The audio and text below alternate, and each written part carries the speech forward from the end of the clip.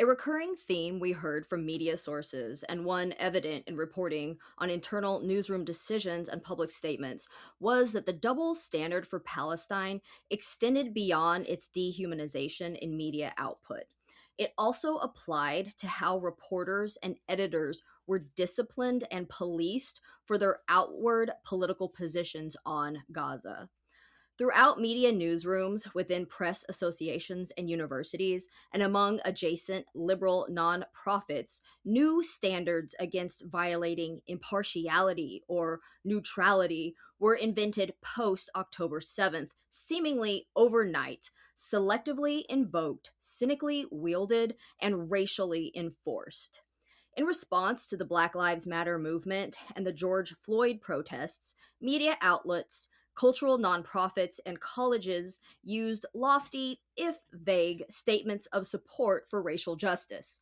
We saw similar moments of support for queer justice, environmental justice, and, as we will detail, the people of Ukraine after Russia's February 2022 invasion.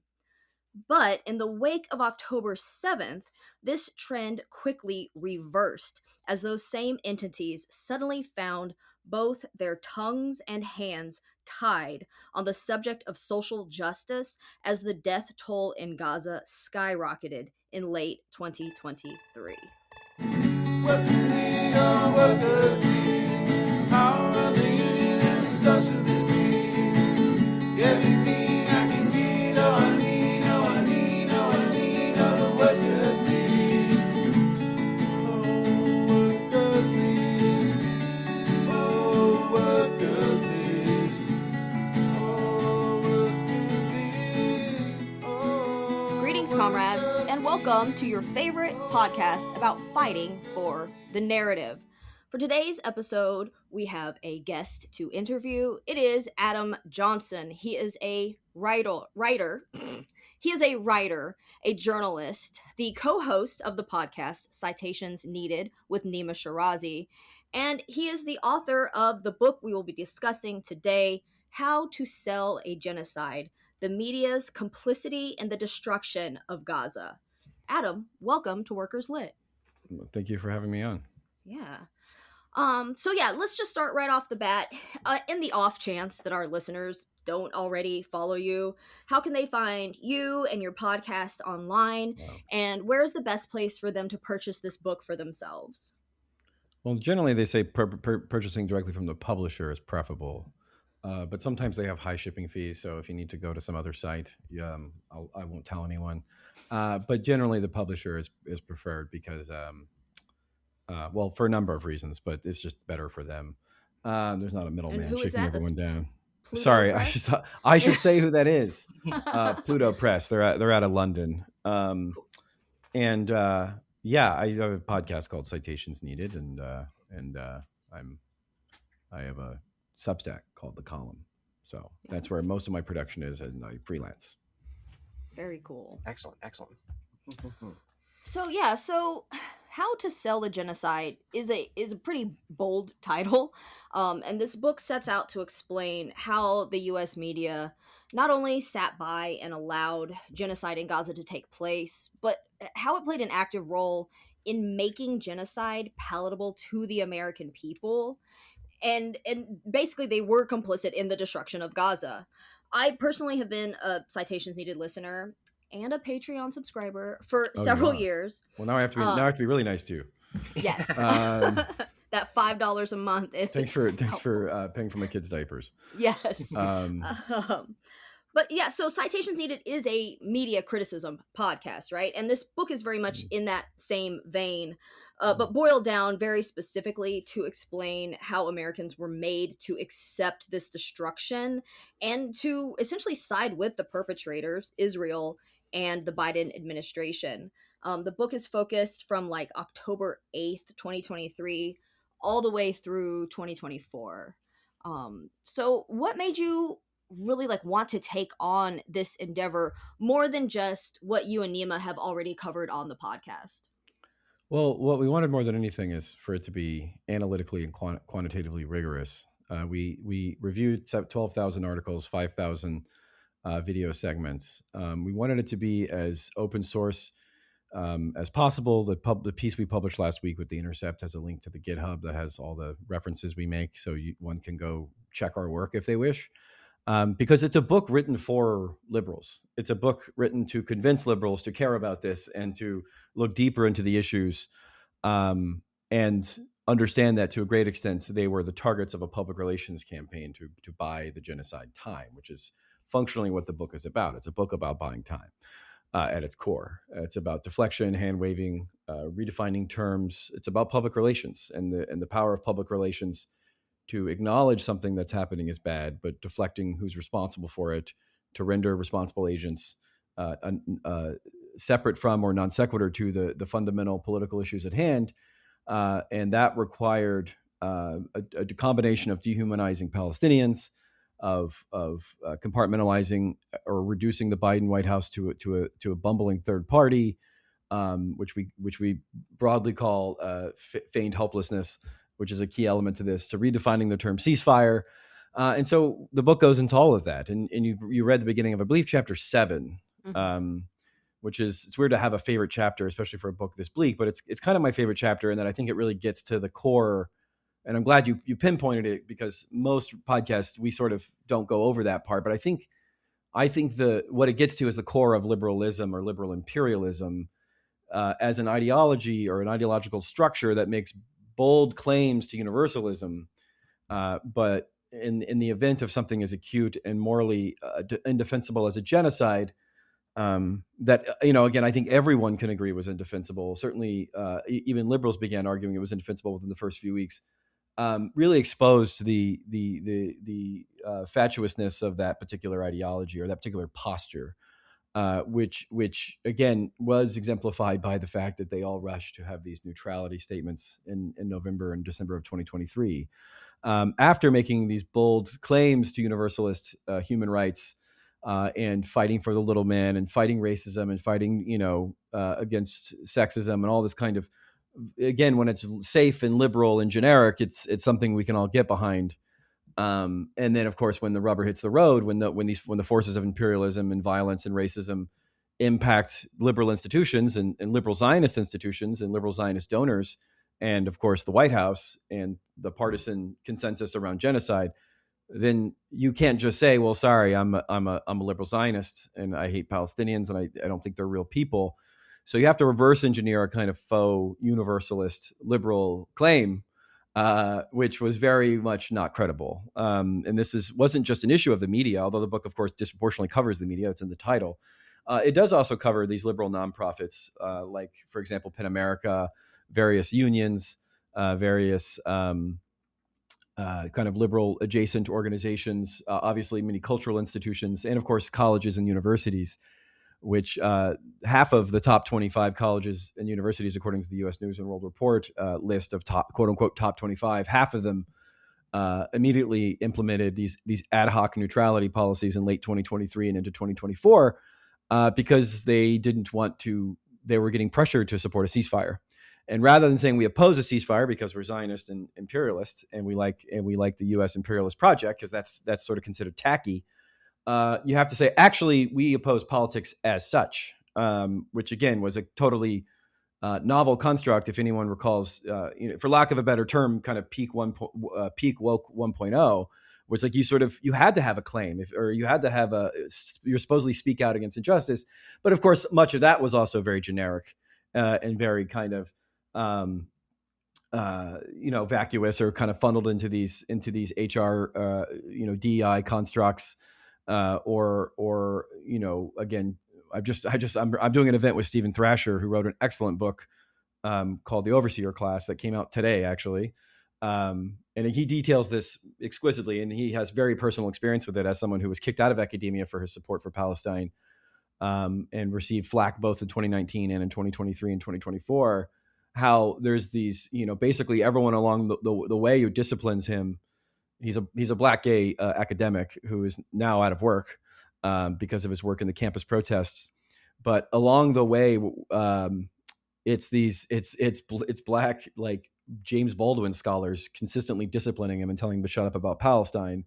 And that chapter and much of this book is fundamentally about the vacuousness of liberals' supposed universalist claims to human rights and racial justice and equality, not as a kind of like gotcha, but because I think it's important we tear down that particular posture and that particular conceit, because we need to build something else, something more intellectually and ideologically rigorous, something that's actually concerned with justice rather than this kind of appearance of justice or verisimilitude of justice. And that I think is kind of that's why that chapter was written. It is key to understanding how the genocide became palatable, because these institutions that are supposed to stand up for human rights. Again, I recall the New York Metropolitan Opera had this huge, they purged every Russian from their ranks. They refused to do any Russian operas after Russia's invasion of Ukraine in 2022. And then, of course, after their pressure to support a ceasefire, to support Palestine, they said nothing, did nothing, supported Israel. And then they were whining a couple of weeks ago about the Saudi government pulling their half of their $200 million in donations. So the Saudi government is Wow. is morally acceptable, but the Russian government, I mean, of course, the whole thing is just vacuous. It's when one's supposed supporting of the little man, as it were, aligns with U.S. imperialist needs, that it's easy to do and it's cheap to do. I mean, no one was ever fired for supporting Ukraine against Russia. No journalist was ever admonished or disciplined or taken off the desk for supporting Ukraine openly, as many were. I mean, people were sharing how to make Molotov cocktails on Twitter after the Russia's invasion of Ukraine. It kind of became trendy. And that's perfectly fine. But to be consistent, again, one would have to have equal support against a besieged population under genocidal assault from a government that openly advances genocide quite explicitly. But of course, that was nowhere to be found. And that was nowhere to be found because of personal cowardice and also institutional and structural biases and disciplining mechanisms, which we can go into. And so I think that exposing the kind of vacuousness of liberal posture is a useful gateway to talk about what it would mean to have genuinely liberatory or emancipatory or even just like actually liberal politics. I mean, there's no rule of nature. There's no law of nature that says liberalism as such has to be so nakedly hypocritical, but of course it manifestly is. And so, because again, it's no one can just, where the rubber hits the road with these things, as you know, is always imperialism. Maybe internal police states and racialized subjugation domestically is one as well, but certainly the most acute is U.S. imperialism. Because liberal imperialism is fundamentally about the preservation of the liberal order while still extracting resources and disciplining recalcitrant populations in the global South. And that's really where the rubber hits the road. And that's why, again, I'm going here to talk about my book, but I've just finished reading Steve's book because I'm doing an event with him at Pilsen Community Books this Thursday. I thought that book was so very much overlapped with my book, because it's about the ways in which genuinely subversive ideas, genuinely anti-imperialist ideas are just so aggressively disciplined. And to the extent to which one could comment on Gaza, you could only do so in this kind of hand-wringing, vague, too many Palestinians have died kind of framework, which of course everyone from Jake Sullivan to the New York Times editorial board is still doing today. Yeah. Totally not what I have written down here, but you were talking about books that go along with this. My organizing group is reading Perfect Victims by Mohammed El-Kurd. Yeah. And I was reading your book and this one at the same time, and they go very well together. And this, I mean, he is a Palestinian, but so much of this idea of the perfect victim, and the way that these people have to present themselves to appeal to a Western audience to prove that they are worthy of life and worthy of being listened to. It's very important. Yeah, Nora Ericott talks about that in the foreword to the book. She was generous enough to do the foreword. And the term is auditioning for your own humanity. So you have to, because people ask me why are there so few Palestinian voices? So again, it's typically for certain populations, it's easy to find native informants to come on and sell out, and say, please bomb my country, right? I can give you dozens of examples of that. And that's not to say that those aren't genuine opinions, but they're obviously, if they serve U.S. national security interests, they'll be elevated. But with the exception of like a handful of writers at the Atlantic, there actually is really hard to find that for Palestinians, mostly because the Zionist project is so explicitly exclusionary. It's there's not like a real kind of liberal reformist bench to pull from, and so you get this basically categorical exclusion. And so the Sunday morning shows, for example, ABC's This Week with George Stephanopoulos, NBC's Meet the Press, CNN's State of the Union with Jake Tapper and Dana Bash, and CBS's Face the Nation, all with one exception on Face the Nation in November of 2023, did not feature a single Palestinian guest, and still haven't, almost 3 years into the genocide. While they've, of course, had dozens of Israeli officials, Israeli, quote unquote, hostage families, I guess, became its own thing to justify the genocide. And the reason why that is, and Nora Ercott, again, writes about this with her experiences both at BBC and CNN, is when you go on, they vet you and say, do you condemn Hamas? Mm-hmm. And a lot of Palestinians find that question to be offensive and non sequitur, and obviously genocidal in its premise, because you're kind of embracing the premise of the genocide itself. Mm-hmm. Which is to say one must denounce such and such before you audition for humanity. Of course, no such parallel requirement is ever made of Zionist guests. They're never told to denounce the IDF or even like their most vulgar excesses. So the auditioning for humanity is a key reoccurring theme of the book. And one way you vet and weed out guests who are supposedly Palestinians, or rather represent the Palestinian view, is you do that, and then when none reveal themselves, and certainly none that are that have credibility within that world, you basically have maybe one or two token Palestinian guests represented. And this is something because, again, Nora Ericott pushed back against ABC when she went on and said, paraphrasing here, but basically rejected the premise of the question, pushed back against their dehumanizing rhetoric. And they not only never invited her back on, they removed and scrubbed the segment from their website. You can't find it. You can only find it on social media as an artifact. And so you had to do this. Palestinians are permitted to be three people, basically. You're permitted to be a native informant and write for The Atlantic. You're permitted to be a mindless terrorist, or you're permitted to be a passive victim. Those are kind of the three things you're allowed to be. You're allowed to kind of cry and be sad, but you're not allowed to express any political causes or antecedents to that suffering, or you're allowed to be a sort of faceless, ski mask wearing cartoon ISIS-like terrorist. And then if you don't fit those three categories, if you're someone who's articulate, anti-imperialist, pushes back on premises, and articulates genuine grievances, then you're nowhere to be found. You're just not invited on. And to the extent to which you are referenced or mentioned, you're heavily edited and disciplined. Mm-hmm. Mm-hmm. Yeah, absolutely. You touched on this a little bit earlier, right? Your analysis in this book focuses only on the quote unquote liberal media, right? Your New York Times, your Washington Post, your CNN, MSNBC, etc., right? Largely ignores the far right, your Fox News, your New York Post, your OANN, Newsmax, whatever, right? And it's a very cogent decision that you made here, because like the book covers 2023 to 2024, 25 with a Democrat president, Joe Biden. So, of course, you focus on the media that Democrats consume. You focus on the necessity for liberal window dressing, niceties for a administration that has to be ostensibly, facially concerned with human rights while they, undergird a genocide. It's just kind of a given that the far right is going to hate Palestinians, Arabs, Muslims, right? Liberals have to feign sympathy here, right? There's that. There's also, like, as you said earlier, right, what they're doing here is policing the furthest left, the outer boundary of dissent, right?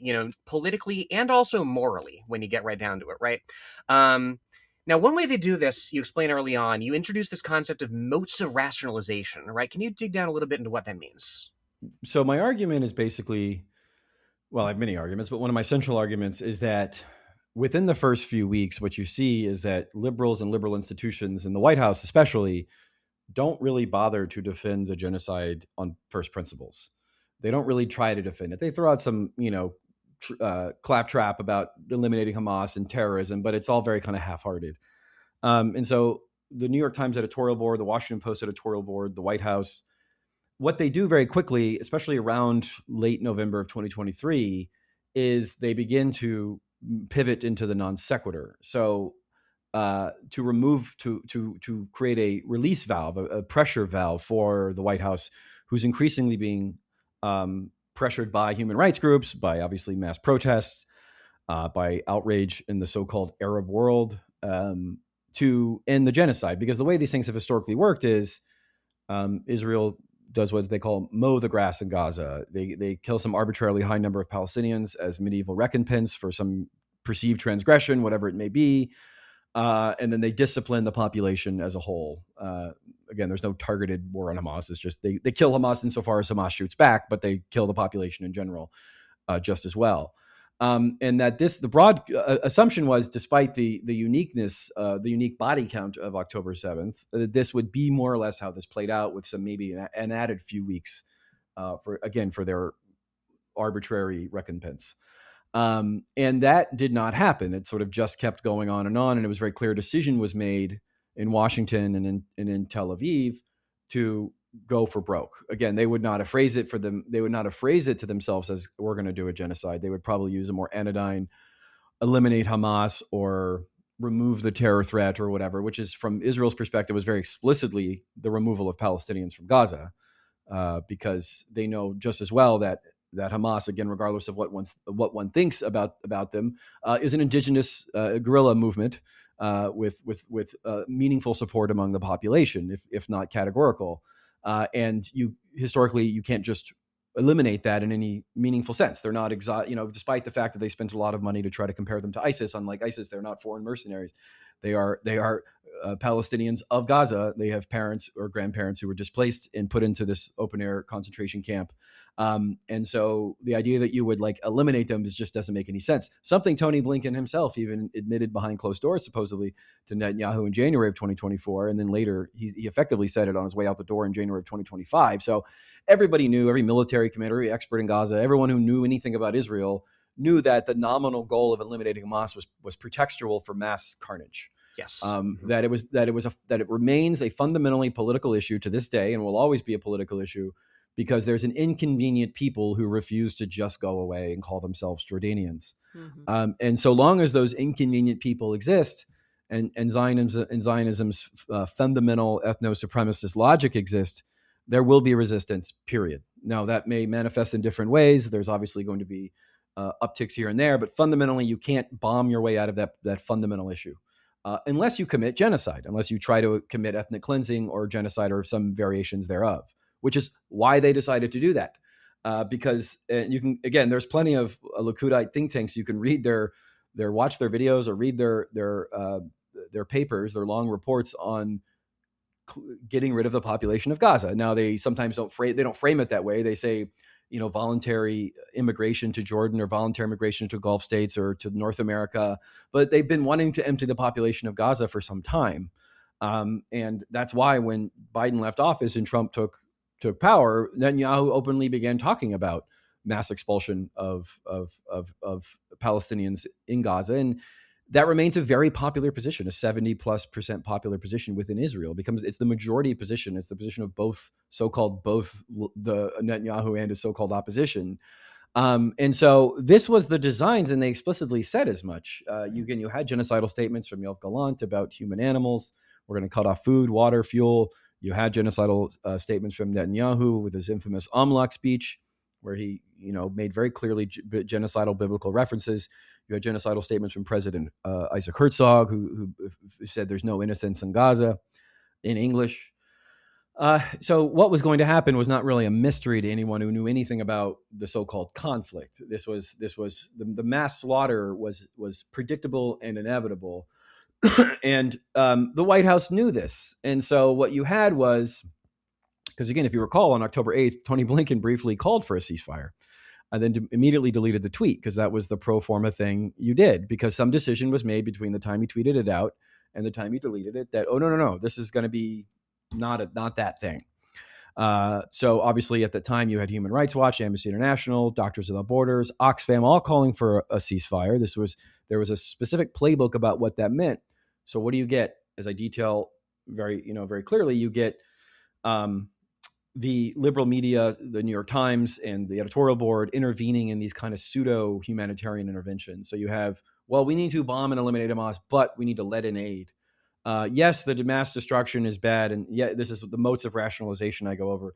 Yes, the destruction is horrific and bad, and all these children are dying, but it's Hamas's fault because of human shields. Again, a definition of human shields that is not in international humanitarian law, that is not supported by any human rights group. It's not supported by Human Rights Watch, Amnesty International. It is a purely ad hoc media concoction, and a very racist one at that, with its antecedents in U.S. bombing villages in Vietnam and U.S. destruction of the Philippines in 1898, not in any humanitarian international law. Human shielding is when you hold someone at gunpoint and have them go clear out a room for weapons, or to stand in front of active enemy fire. It is not a guerrilla movement simply existing in proximity to civilians. That is not what the term means. But with the help of Jake Tapper and the editorial board and others of the New York Times and others, that and David Leonard, who's a huge contributor to this, that becomes the ad hoc definition to effectively hand wave away the mass carnage people see coming across their social media timelines, which of course they can't outright deny. So the metaphor I use is it's like a lawyer who sees his client standing over a dead body with the bloody knife in his hand. He's not going to get him off entirely, but he needs to get it down from murder one to manslaughter, and that's effectively what the liberal media does. They can't deny the carnage, so they build moats of rationalization to buy time and to reduce the charges. And the other major mode of rationalization is this elaborate fiction of a helpless or frustrated Biden. You see this very early on when, and this is a playbook that existed before. In fact, I had written about this trope in May of 2023 in relation to Saudi Arabia. There was this idea that Biden was always going to clamp down and reform Saudi Arabia, but for now he needed to sell them $500 million in weapons. And then it had existed in previous insider reporting with respect to Israel and the U.S. For both Obama and Bush, less so for Trump, but we can get into why that is. Although there is still versions of it with respect to Iran. And basically, it's a media creation curated by White House aides that paints the White House as either very upset. He's what I call fuming Biden. He's always about to break with Netanyahu in some sort of meaningful way, but it's asymptotic. It of course never comes. And then there's the parallel to that, which is helpless Biden. That even if he wanted to do something, he couldn't stop it. This was primarily pushed by people like Aaron David Miller, who's a huge helpless Biden propagandist, whose media function for the better part of a year was to simply show up in New York Times articles or foreign policy articles and explain why Biden couldn't actually do it. And then at the end, he would always undermine his entire premise by saying, well, even if he could, he wouldn't because he's a huge Zionist. And it's like, well, okay, then that's just the reason he's doing it. And so we had helpless Biden. Then we had a third version of this, which is what I call third partying, which is where even though the U.S. was actively supporting, militarily backing and arming the genocide, they were routinely presented, especially after they introduced their fake definition of ceasefire, which we can also get into.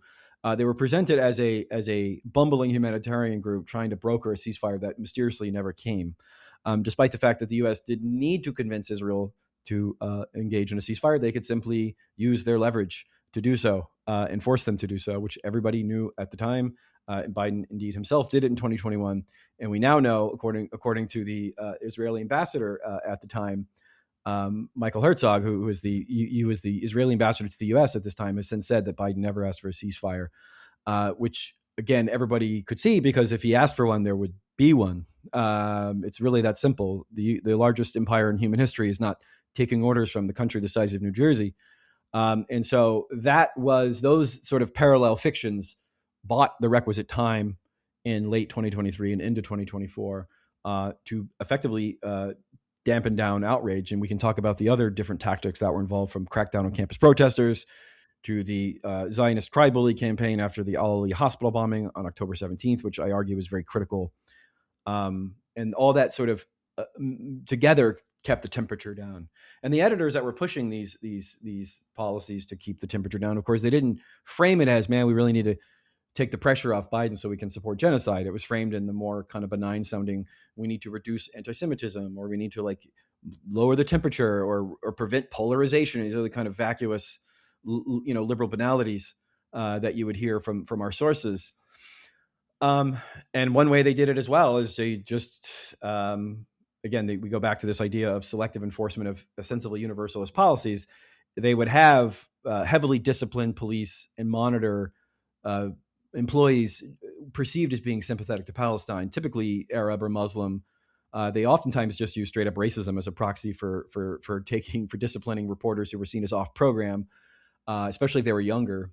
And that would be one way they would also enforce this. And so what you got was what ended up happening, which is a combination of dehumanizing media coverage and indulging this complete fiction of a bumbling, helpless, fuming Biden who mysteriously never had never simultaneously was working for a ceasefire tirelessly, but could never quite get one, despite, again, being the most powerful person in the world. Mm-hmm. Madness, absolute madness. It's not everybody. Most people aren't experts in international relations. Most people aren't experts in what the Biden administration, what the U.S. government has been engaged in. So yeah, we wouldn't remember that Biden himself has exercised this authority in Israel in the past. We wouldn't remember, historically Reagan did it as well in the 80s when they invaded Lebanon, right? And of course, because we're not experts in international relations, you're absolutely right. The U.S. government, our media sphere, is totally free to make up their own definition for human shields, for ceasefire, right, and then to justify their support for Israel accordingly. Of course, we couldn't help but think of Inventing Reality, Michael Parenti's book here. The people who are allowed to construct these definitions and promulgate them in the media. It comes down to who owns the outlets, who is allowed access, what is acceptable to print. You don't explicitly spell that out in this book, but I think you do a good job of putting the threads together for people to follow. One way in particular of constructing the alternate reality that allows people to rationalize genocide is the outright racist, lurid lies that sort of kicked off this whole phase of the genocide. You start off the book in chapter 1 with the 40 beheaded babies hoax, right? It's referred back to several times throughout the book, and what's wild is that we've heard this sort of canard before, right? Back in 1990, about Iraqis taking Kuwaiti babies out of incubators, letting them die on the hospital floor. 30 years, I suppose, is enough time to recycle a justification for war or genocide. I wonder if you might not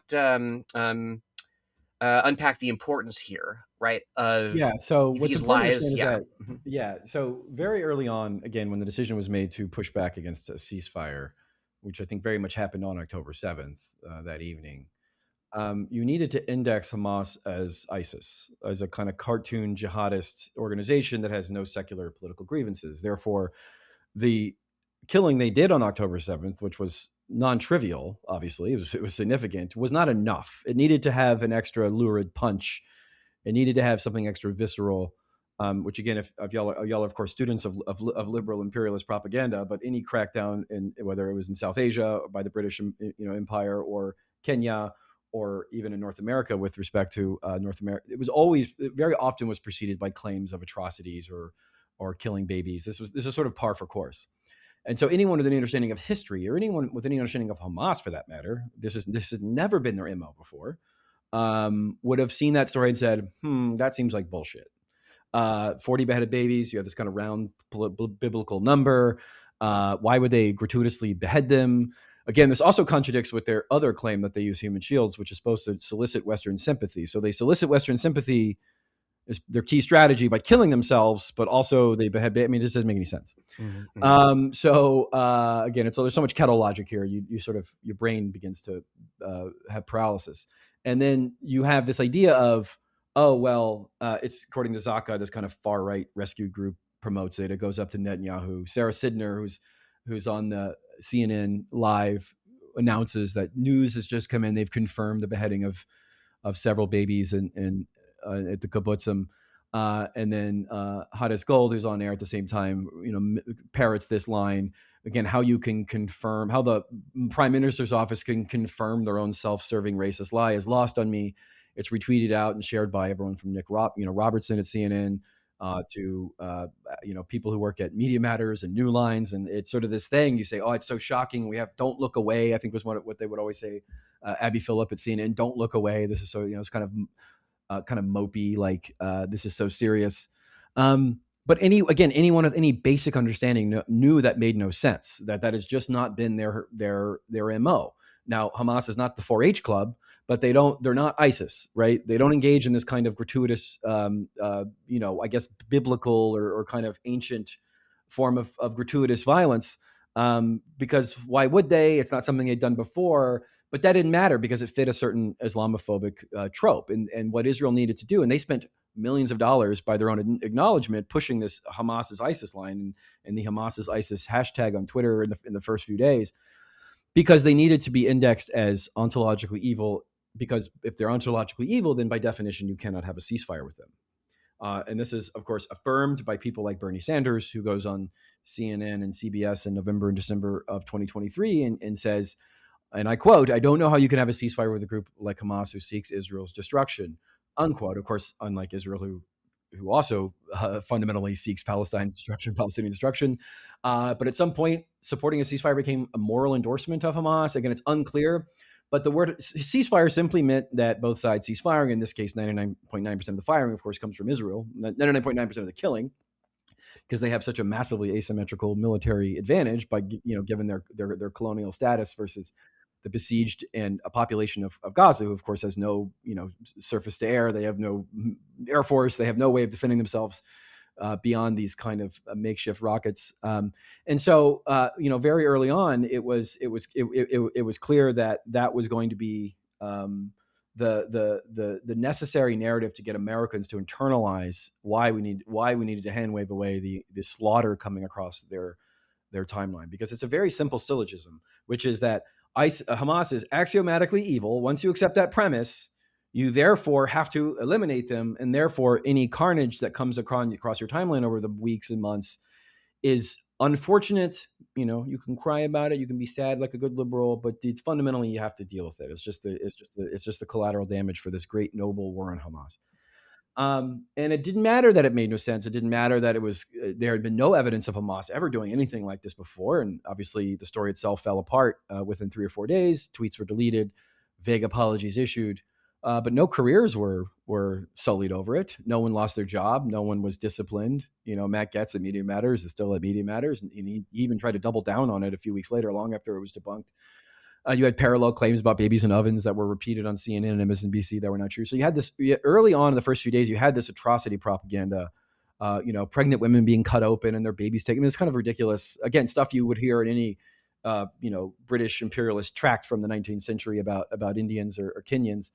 Was the narrative you got. And anyone who attempted to complicate that or push back on that was disciplined, and disciplined aggressively. The book, 2 sources at MSNBC describe what happened in the first day or two of the October 7th attack, when on air, Ali Valshi is on air, and he brings in Ayman Mohyeddin, who had lived in Gaza, had been a genuine, I would say, generally sympathetic reporter in Gaza.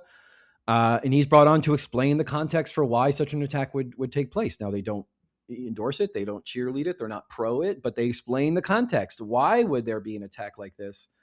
They talk about the mowing the lawn. They talk about putting him on a diet. They talk about the displacements, the 75% of the population being displaced from other parts of so-called, Israel. And then all hell breaks loose. It's the first, and since last time, that Comcast corporate has ever directly intervened in MSNBC's coverage. Cesar Conde and Rashida Jones, the head of MSNBC and NBC News respectively, are brought in to Comcast corporate and say, never do this again. And indeed, from now on, you have to go to Martin Fletcher. Now, Martin Fletcher served in the IDF. Martin Fletcher had family who died on October 7th. Martin Fletcher is a retired Middle East correspondent for NBC News and longtime propagandist for Israel. He is therefore going to become the go-to source that everyone at MSNBC and NBC News has to reference whenever they want to report on Gaza. And so there's a conference call on October 9th, where the whole editorial staff and reporters are on this call. And what does Martin Fletcher do? He talks about Israelis or Jews are the real Palestinians. Palestine didn't exist till 1967. The Nakba is not real. In 2005, when Israel left Gaza, they left the green, all this kind of Zionist cliches, and that becomes the official narrative per Comcast corporate, which explicitly says any context is seen as terrorism apologia. It is seen as pro-Hamas propaganda, and therefore justifying or rationalizing the deaths of those who were killed on October 7th. Now, of course, that's not the opposite is not true, right? You can't contextualize October 7th by talking about the 40 children killed in Palestine from January 1st of 2023 to October 6th of 2023, or the over 400 people killed in the West Bank from January 1st to October 6th of 2023. You can't talk about the 1,500 that were killed during Operation So-Called Protective Edge in 2014, or the 523 children who were killed in 2014, or the lack of travel, the lack of the arbitrary detention of thousands of people. Over 10,000 Palestinians are incarcerated. 3,000 of whom don't even, or 3,500 of whom don't even have the like military kangaroo court. They're just there indefinitely on so-called administrative detention. So none of that needs to be contextualized. I'm talking about October 7th, but what's clear, and this was repeated by Mark Thompson at CNN, who issued a memorandum on which Daniel Boguslaw at The Intercept reported on October 26th, saying all references to Palestinian suffering or the Palestinian death count must be prefaced with the death count from October 7th. So history has to begin on October 7th. Anything preceding that tries to provide context is seen as pro-Hamas propaganda. And that is how it's indexed. That's how it's framed. It's always framed as defensive. It's framed as a response, the military response. And therefore, anything that follows from that is some unfortunate, bumbling military mistake for an otherwise justified defense of Israel. And that's where you get this mantra: Israel's a right to defend itself. Of course, a right that is 99% of the time only given to Israel. Palestinians have no such right. And so this is that kind of top-down editorial disciplining, along with all the other mechanisms I discuss, is really how you get a very cartoon, one-sided narrative, especially in the really critical first few months when the facts of genocide were cemented on the ground and made inevitable. Because where it could have been stopped, there was really critical moments. There was the Al Ali hospital bombing on October 17th, which was 10 days in, where they had already killed 5,000 to 6,000 people. This obscene death count. That was a real moment. There was uprisings in various cities after that hospital was bombed. But Israel, again, we can talk about how they did it, but they managed to turn that to their advantage in two key ways. There was the killing of Henry Rajab in late January of 2024. There was multiple, the raiding and destruction of Al Shifa Hospital in November of 2023 could have been a critical moment. But at every one of these critical moments, the New York Times and Jake Tapper and David Leonhardt and MSNBC in key ways steps in and then promotes either some atrocity propaganda or takes pressure off Biden by claiming that he's secretly working on some mysterious ceasefire talks. And they just kept taking the pressure off, and there was never really a moment where that anger and that outrage, which was very obvious, could have coalesced. And then, of course, when there was an attempt to do so on college campuses in March and April and May of 2024, that is summarily disciplined, policed, and given a whole alternative reality treatment about some kind of proto-pogrom in urgent need of cracking down.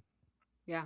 Yeah. The use of that word pogrom, sorry to drag us off topic here. Kamala Harris does this as well in 107 Days, her book. Like the use of that word pogrom just to mean like a retaliation against an oppressive state. Like basically the inversion of what that word means has been one of the most vexing rhetorical things for me. It drives me nuts. Sorry, go on.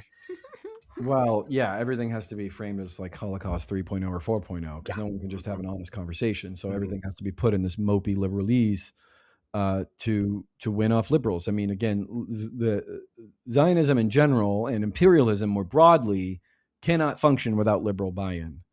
That's why there's existing and overlapping media apparatuses to constantly sell imperialism to liberals, because one wants to be high-minded and racially progressive and open-minded and perceived as such, while still supporting the indefensible mechanisms of U.S. imperialism and its most accelerated and violent manifestation in Israel. Mm-hmm.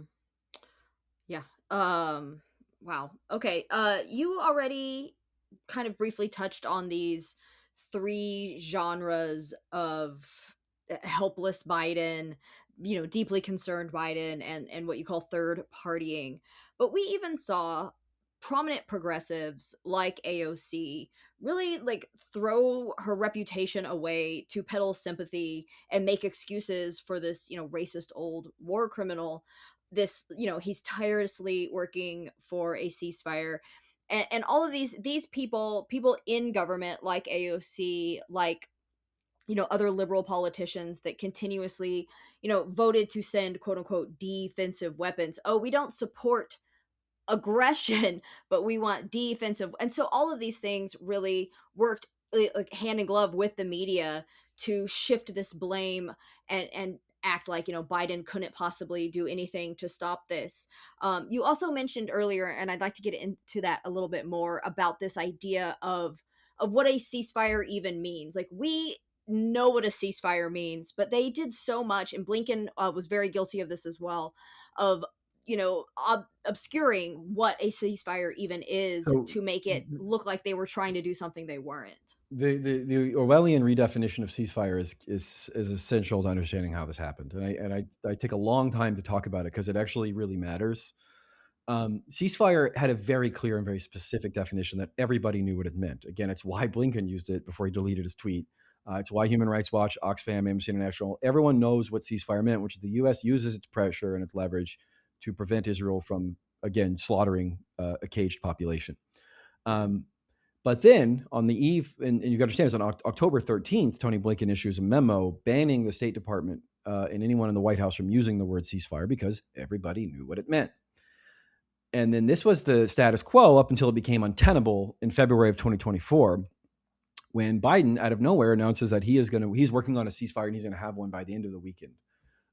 This was on the eve of the Michigan primary, where the uncommitted movement began embarrassing the president, who wanted to not look like he was being rebuked by his own party over this topic. And the uncommitted movement was gaining steam in Michigan, which obviously has a very large Arab and Muslim population. And so what they realized very quickly, and I wrote about it at the time for The Nation, and again, I have no unique predictive powers. I could just read what they actually said, which no one bothered to do, which is their new definition of ceasefire was going to be Hamas surrender, which is not what the word ceasefire has meant in 5,000 years of human conflict. Ceasefire is not you surrender and I win and you capitulate and I get everything I want. That's just you winning the war. And that was the White House's definition. One reaffirmed by John Kirby in his New Yorker interview that a few days later was that Hamas has to go. But that's the ceasefire they're working for. They're going to basically try to convince them to lay down arms for reasons that don't make any sense. So this contradiction was never, ever, ever, ever, ever discussed, ever, by any mainstream media, ever. To the extent to which it was mentioned once in a tweet by Barak Ravid, the former Israeli intelligence officer and White House correspondent for Axios, who framed it as a good thing. He called it quote constructive ambiguity. That was the phrase he used. But so, and you see this in the same sentence where Kamala Harris will say, "Look, after the killing of Sinwar, let's use this as an opportunity to rebuild, to get a ceasefire and to rebuild Gaza without Hamas." It all sounds kind of anodyne and simple, but wait, you skipped a step. Why would Hamas, which is, again, from Israel's perspective, anybody in Gaza with a gun who shoots back, who doesn't just submit to their genocidal dictates, why would they magically surrender? That doesn't make any sense. They're a guerrilla, force. That's not like a thing they like. What would be the mechanism that would compel them to do that? Because historically, the only way a military actor agrees to a ceasefire and then gives up their arms is if they're absorbed into some political process. But obviously, Israel's never going to do that with Hamas or any Palestinian because they don't view them as humans. So I don't even know what that meant or what that means. And it was very obviously just a rhetorical thing where they redefined the reassertion of capitulation terms as the word ceasefire.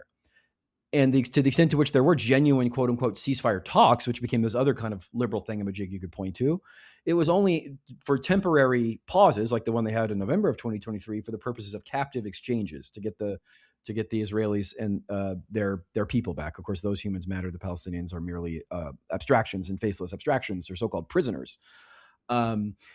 And that never made any sense because Israel would constantly say, we are never going to agree to a lasting ceasefire. And this is the thing. The right wing within Israel, Benjamin Netanyahu in general, and obviously right wing's a relative term, were the only honest people throughout this whole thing. Mm-hmm. Biden would come out and say, oh, we're going to get in May of 2024. We're going to get a ceasefire. I mean it this time. For real, we're going to have one. And Hamas needs to agree to it. And then you'd read the fine print and say, but Hamas agreed to those terms 6 months ago. Hamas more or less agreed to the outline in November of 2023. There were some tweaks here and there, but basically they said, of course, we'll give you your captives back in exchange for a ceasefire. That's they're not of much use to us otherwise. And we, but then that got redefined to mean, and then so there's this really, really bizarro thing where Hamas had to agree to it, but they already agreed to it because they can't say Israel needs to agree to it because that would show that they don't support a ceasefire. And then Netanyahu comes out the next day and says, no, we don't support a lasting ceasefire. The president is wrong. And this happened over and over and over again, where you felt like you were going insane because the definition of ceasefire was completely reinvented overnight to mean something completely different. But like you said, because the media goes along with it, you create reality. You create an alternate reality where a word that had previously meant both sides cease firing for the purposes of a political solution became one side categorically surrender. And that is just not what the term meant. And anyone who tried to reconcile this in alternate or left-wing media, as it were, was just ignored, and no one had an answer for it, and it never made any sense. And that's and the reason why they supported a ceasefire is because they saw it was polling at 80% with Democrats, and they needed to look like they supported one in principle, because again, no one could defend the carnage on first principles or as such. So they had to invent this process, much like the so-called peace process, where there's this liberal thingamajig you can point to say, "Oh, I support that." But it was a complete fiction, and it was a complete fiction because, and we now know Michael Herzog has said that they never asked for a ceasefire.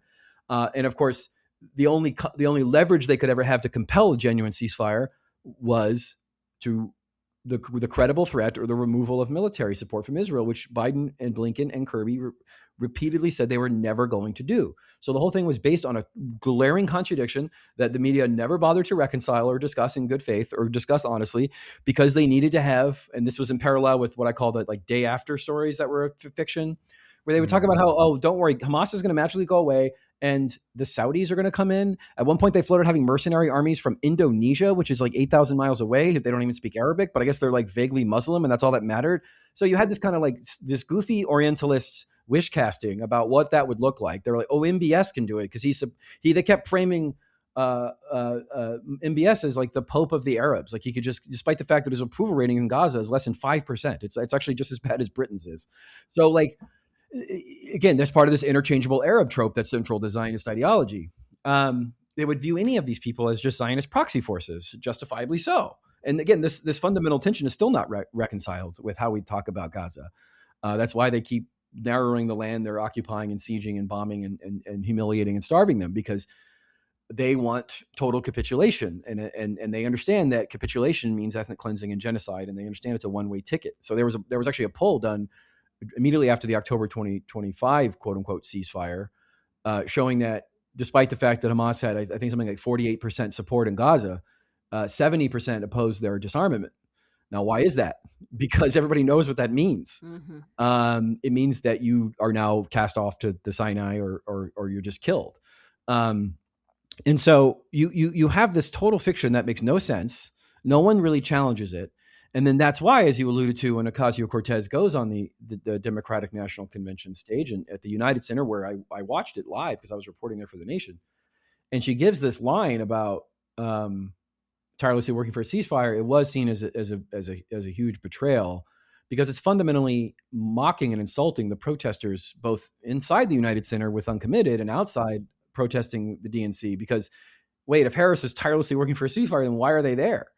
It doesn't make any sense. So they're at best they're superfluous.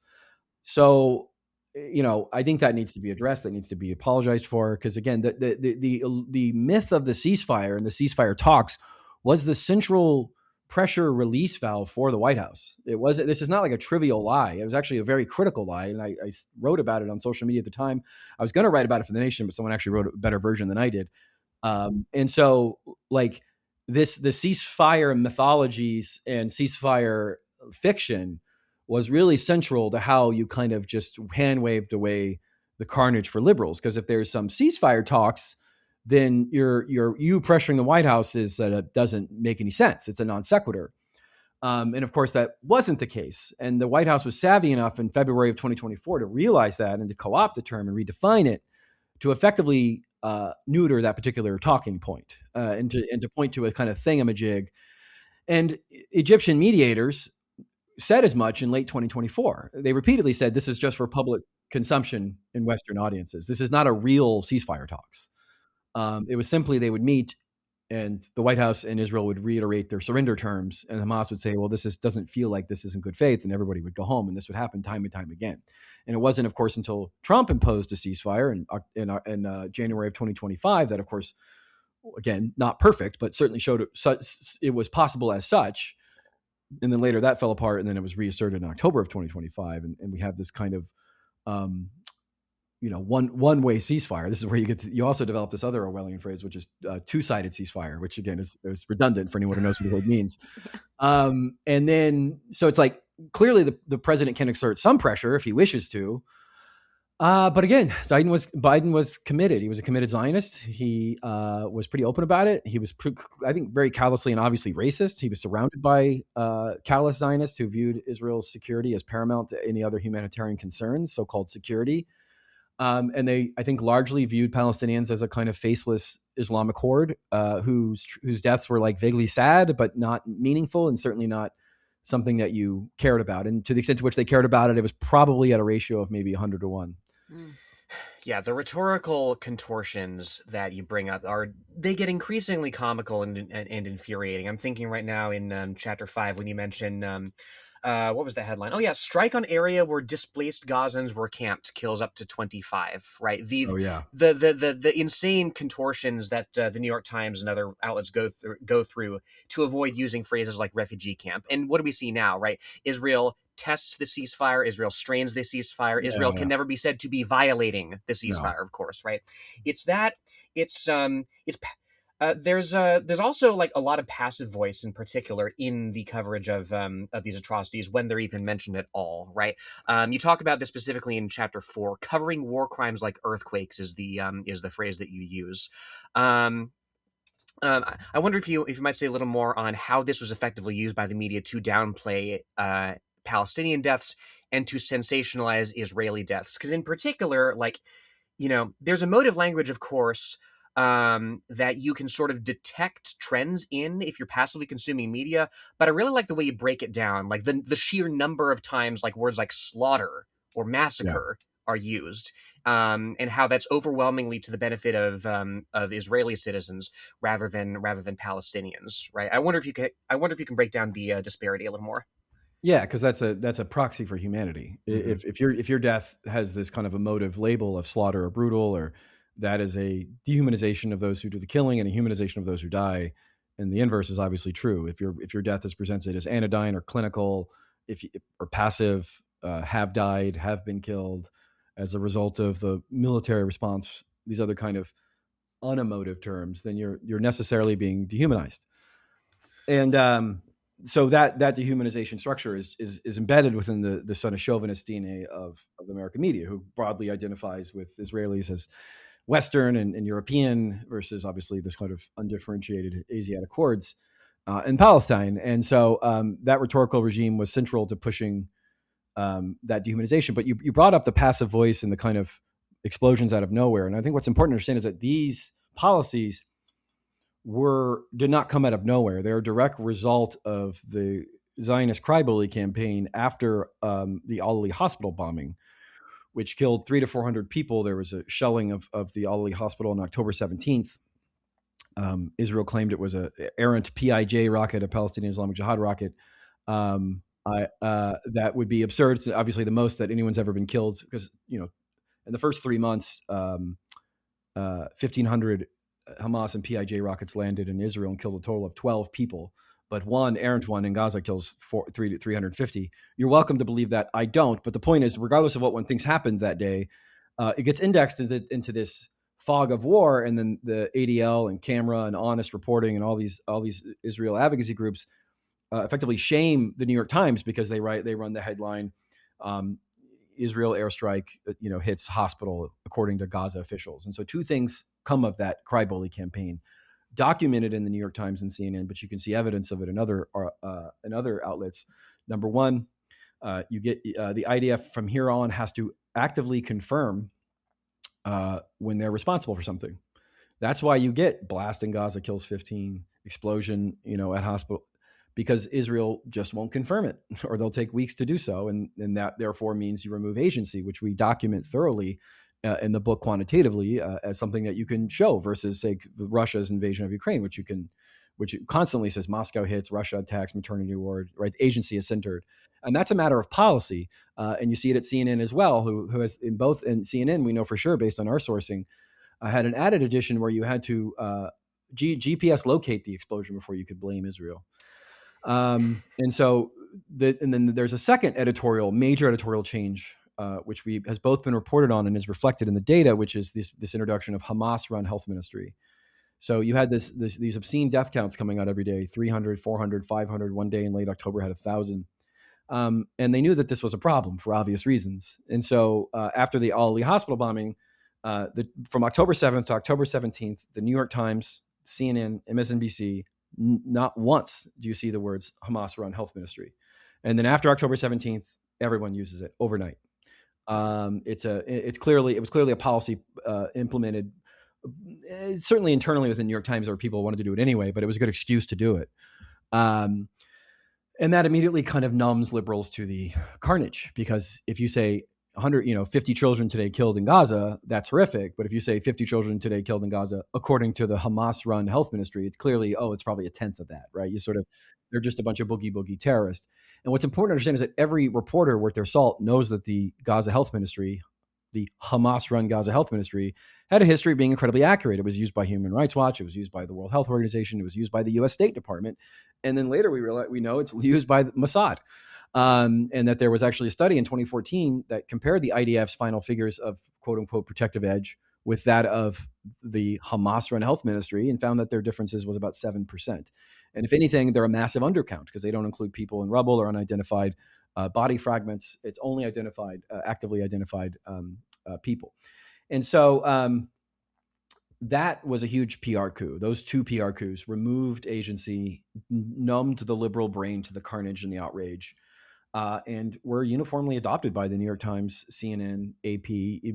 And then slowly they all kind of got rid of Hamas run, because it had served its purpose and everybody knew it was a racist, pejorative bullshit phrase that was designed to prejudice the audience, that without noting that the so-called Hamas run health ministry had a long history, a 20 plus year history, maybe 18 year plus history of being very accurate and being, if not a massive undercount. And so that moment is really October 17th, and the subsequent Cry Bully campaign resulting from the Al-Ali hospital bombing was really where I pinpoint where genocide became inevitable, because it was clear at that point that all the outrage around that was not going to be channeled into something positive, but would indeed be used in the inverse to claim the media was out to blood libel Israel, was anti-Semitic or uncritically spouting terrorist propaganda. You had torrents of articles in pro-Israel press saying that New York Times had blood libeled this kind of cheesy bully campaign.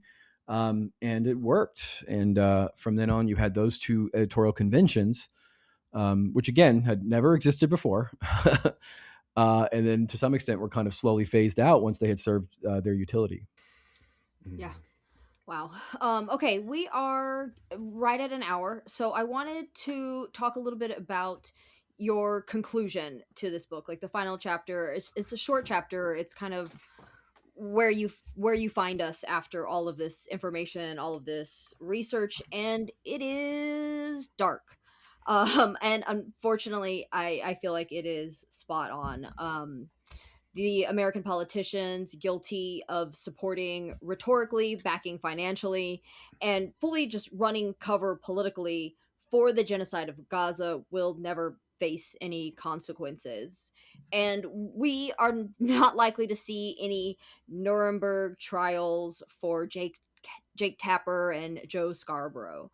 The House Democrats, who voted repeatedly to send weapons to Israel or to fund the Iron Dome, they will continue to win higher office and stay in power for years. That is the system that we live under, unfortunately. So I am curious, though, to hear your thoughts on what we, as activists, as the people who actually do give a fuck, what the things that we can do in our small ways to maybe hold these people accountable, to maybe make sure that Gaza isn't forgotten, that this struggle is able to still be brought into the light of day, right? That there, people have noted, and I think correctly, that the ending is somewhat bleak. I will say that there is a qualifier that's holding up entire worlds, which is unless something changes in our politics. Correct. Yes. Which yes. is revolution. Yes, always. Something meaningful, we'll say. Yeah, because look, no one was held accountable for the destruction of Iraq. No one was held accountable for the destruction of Vietnam. There was some, again, liberal revisionism and sadness and maybe some mea culpas. But again, the primary promoter of propaganda under Iraq have all elevated to higher positions. Right. Jeffrey Goldberg, who promoted the idea that Saddam had links to 9/11, is now the most influential liberal editor in the world. He runs the Atlantic magazine, the ultimate, highbrow tastemaker. So your systems are not held accountable unless they lose, unless they're defeated. And now I will say I think there's a lot of utility in trying to hold certain Democrats accountable, whether that's through the electoral process or political pressure or naming and shaming. I'm working on what I call a Gaza Media Accountability Project starting next month, which is basically going to be taking it to the next step, which is we're going to start naming names. We have a list of people we're going to start going after in terms of sending them questions and asking them why they told this lie or that lie, or why they used emotive terms asymmetrically and this and that at the New York Times and CNN and elsewhere. So certainly I do think people need to start pressuring and working on accountability. And I know it seems somewhat odd to talk about accountability for a genocide that's ongoing, but certainly within liberal institutions at that critical first year, you have to stop the clock somewhere just so you could say this was a fundamentally liberal genocide in key ways. Obviously, excommunicating and naming and shaming key figures in the Biden White House, John Feiner, Jake Sullivan, Tony Blinken, Lloyd Austin, the president himself, former president himself. And I worked on an article for The Intercept where I actually asked Ro Khanna and Ocasio-Cortez and Chris Van Hollen and Rashida Tlaib, should they be banned from democratic politics? And as I'm sure you won't be surprised to hear, I only got one real answer, which was from Rashida Tlaib, who said no, who said absolutely, refer him to the ICC. Chris Van Hollen gave a somewhat squishy, decent answer, and the rest just ignored me. So, like, holding people accountable for, well, why is Jake Sullivan starting a new pack with Ben Rhodes, who's supposedly this critic of Israel? Why are they getting these cushy podcasts on Vox? Why are they pivoting so seamlessly back into these effectively governments in waiting at Center for American Progress, where both Tony Blinken and John Feiner have cushy positions? So I think going after organizations like Center for American Progress and Vox for platforming these war criminals is useful. But generally, supporting BDS, going to your local Palestinian BDS coordinator and saying, how can I help? Obviously, there's efforts to boycott Israeli weapons makers and to protest them and to picket them. My partner just got back from a May Day protest outside of South Carolina doing just that. So, there's all these efforts you can do locally that are important, that are essential. And as far as like politicians go, I mean, quite honestly, like at the very least, the sort of ultimate moral chip shot, the ultimate anti is supporting BDS. And if a politician doesn't support that, I wouldn't even give them the time of day. So, accountability can come in many ways. Certainly these liberal institutions that were that supported the axioms of genocide, whether it be, nonprofits or universities should be held accountable. Because I think the vibe is, and they knew this at the time, was to just sort of, or rather the plan was, and they knew this at the time, was to kind of just vibe past it, to say like, well, it'll blow over and we have to prevent Trump 3.0 or Trump, 5.0. And therefore we can always kind of bully people into supporting these liberal institutions because we don't offer them any alternative. And so I don't see a mechanism where that happens on any grand scale, and certainly liberals aren't going to do it to themselves, but that is not an invitation to give up. That is one I think I want to make clear here. It's not an invitation to just say, oh, well, the system's corrupt, let's all move on. Because I do think there are points where one can heighten contradictions and intervene and name and shame that are useful. And even if you only get a handful of people excommunicated from proper life, of course, it's not like it's a prison sentence or anything, but it's something, then I think that's worth doing. I think that's worth pursuing because we owe it to posterity. We owe it to people of Palestine at the very least. And obviously just continuing to do the ideological work of discrediting U.S. imperialism and its Zionist ideology is useful. Because I think, again, as people who live within that world and have privilege within that world, we have an obligation to do that. And so, I don't want to sow nihilism. That's like the last thing I want to do. I just was trying to give an accurate representation of the status quo as it stands today. And as it stands today, there is no sense of accountability. There's no mechanism for it unless we create one. So it's supposed to be a call to action to create one. And perhaps I ought to have been a little more explicit about that. No, I mean, it's good. I read that and I was like, God damn, Adam. But like, I mean, it's not incorrect. And yeah, it is important to remember that there are things we can do that that there are tons of local on the ground organizations, Mhm. and that supporting BDS is honestly like a bare minimum thing that we can all It's a do bare as minimum thing, but individuals. to me, it separates the wheat from the chaff. Like if someone's like, Yes. "Oh, I support Palestine," blah blah, blah. Okay, do you support like BDS, which is like the most generic milk toast thing you can support? Yeah. Hmm. And Hmm. they say, "Well," and I don't listen Yeah. to anything you say after that because like then you don't really want to exert pressure on the country that you yourself say are committing genocide. Then you're Yes. morally and intellectually unserious. Right, Yes. right, and it's this issue, like few other issues, is it's so cut and dried. Where what is the least that you can do if you stand on the correct side of it. Hmm. Absolutely. Adam, I know we're running up on time here. Thank you so much Thank for you. coming on, for discussing the book, for discussing the unfolding narrative in our media and our politics. Um, again, the book is How to Sell a Genocide. The man is Adam H. Johnson. All royalties from the book donated to the Middle East Children Alliance. Adam, I wonder if you might not. Is there anything else that you feel we need to plug? That you feel you want to platform here? No, I think that's pretty much it. Thank Hmm. you. Thank I'm you. very grateful. Yeah. Mhm. Thank you.